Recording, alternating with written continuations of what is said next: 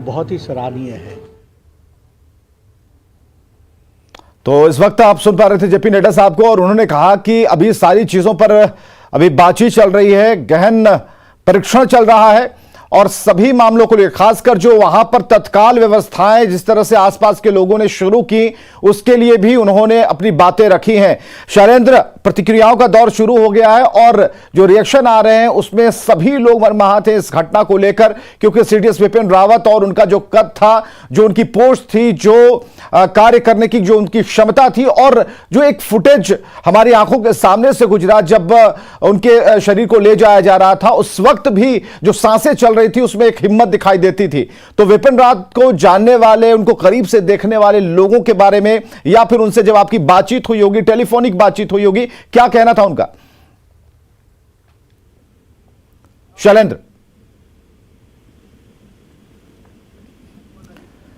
शंकर, यही सवाल हम आपसे करना चाहेंगे। अभी तक जो रिएक्शन आ रहे हैं वो लगातार आते जा रहे हैं, लेकिन हम आपको एक बात जरूर हम कहना चाहेंगे कि जो सीडीएस विपिन रावत का जो कद था, जो एक हिम्मत तो उनके चेहरे पर दिखती थी और जो गतिविधियां रहीं, जो रक्षा मानकों को एक ऊंचाई पर ले जाने को लेकर काफी थी और उसके आगे बियॉन्ड जाने की भी ताकत दिखती थी उनके चेहरे पर।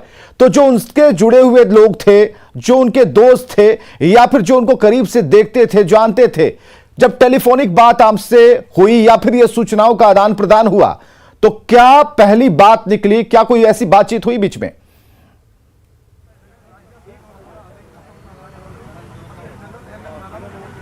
देखिए, दिवंगत जनरल बिपिन रावत, इनका नाम ही अगर जो बताया, हालांकि दिवंगत बोलने में बहुत ही एक दिल को कष्ट हो रहा है, क्योंकि अभी तक थोड़ी देर पहले तक हम लोग बात कर रहे थे जनरल बिपिन रावत, लेकिन अब दिवंगत बोलने में हमें भी इस दर्द का एहसास हो रहा है, क्योंकि ये एक बहुत साधारण से इंसान नहीं थे। जब वो आर्मी में थे, जब वो आर्मी चीफ बने और उस वक्त का जो कार्यकाल हमने काफ़ी नज़दीक से भी देखा, उसके बाद जब उनके कार्य करने की क्षमता को ही जब जिस तरह से बकायदा प्रधानमंत्री ने भी देखा, शायद इसी का तकाजा है कि देश के प्रधानमंत्री नरेंद्र मोदी ने उस वक्त इनके रिटायरमेंट के बाद इनको सीडीएस का पद दिया। सीडीएस देश में जब पहली बार इस पद का क्रिएट किया गया, जब पहली बार इस पद को बनाया गया, तो उसके बाद देखा गया कि इस पद के लिए सबसे बेहतर अधिकारी कौन हो सकते हैं। तो उस वक्त में जनरल बिपिन रावत को बाकायदा इस पद के लिए चुना गया और शायद इनके कार्य करने की शैली, इनका जो सोच है वो बहुत ही शानदार रहा था। शायद इसी का तकाजा है कि सीडीएस पद के लिए सबसे उपयुक्त उम्मीदवार के तौर पे, सबसे बेस्ट उम्मीदवार के तौर पर उस वक्त में बिपिन रावत को चुना गया। और जब उन्होंने इस पद को संभाला, पद का गरिमा की बात मैं बताना चाहूँगा, चाहे जल हो, थल हो या वायु हो, वहाँ के चीफ को किस तरह से बाकायदा एक कोऑर्डिनेट करना है, आपस में कोऑर्डिनेट करना है और किस तरह से देश की सुरक्षा प्रणाली को और ज़्यादा मजबूत करना है, उसको बेहतर तरीके से अंजाम देने के लिए बिपिन रावत जाने जाते थे। और निश्चित तौर पे अब जिस तरह से बाकायदा उनके इंतकाल की खबर आई है और जिस तरह से बाकायदा ये पूरा अब मामला है, अब इस मामले में देश के प्रधानमंत्री, गृह मंत्री और रक्षा मंत्री वो सब बैठ करके इस मामले पर चर्चा करेंगे। इस मामले पर आगे अब अगला सीडीएस का चार्ज किनको देना है, किनको इस पद के लिए उम्मीदवारी घोषित करनी है। निश्चित तौर पे नाम की जो चर्चाएं हैं वो शुरू हो चुकी हैं। इस मामले पर कल जो है अंतिम संस्कार की जो के लिए तमाम जो औपचारिकता हैं वो पूरी की जाएगी।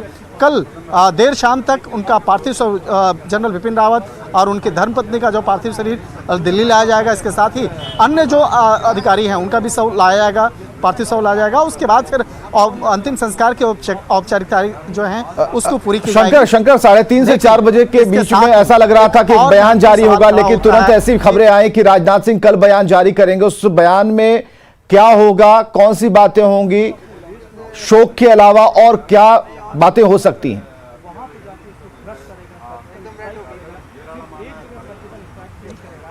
देखिए, इतना तो स्पष्ट था कि जनरल बिपिन रावत से ही संबंधित कल जो है एक कयास लगाया जा रहा था कि उसी मसले पर पार्लियामेंट को जवाब देते, लेकिन जिस तरह से बाकायदा उनकी जो सेहत लगातार गिरती चली गई है और उसके बाद जिस तरह से उनके इंतकाल की जो खबर आई, तो इस खबर को रोक पाना बहुत मुश्किल है, क्योंकि देश जो है, तमाम जो लोग उनके स्वास्थ्य को लेकर उनको लिए बाकायदा अरदास कर रहे थे, प्रार्थना कर रहे थे।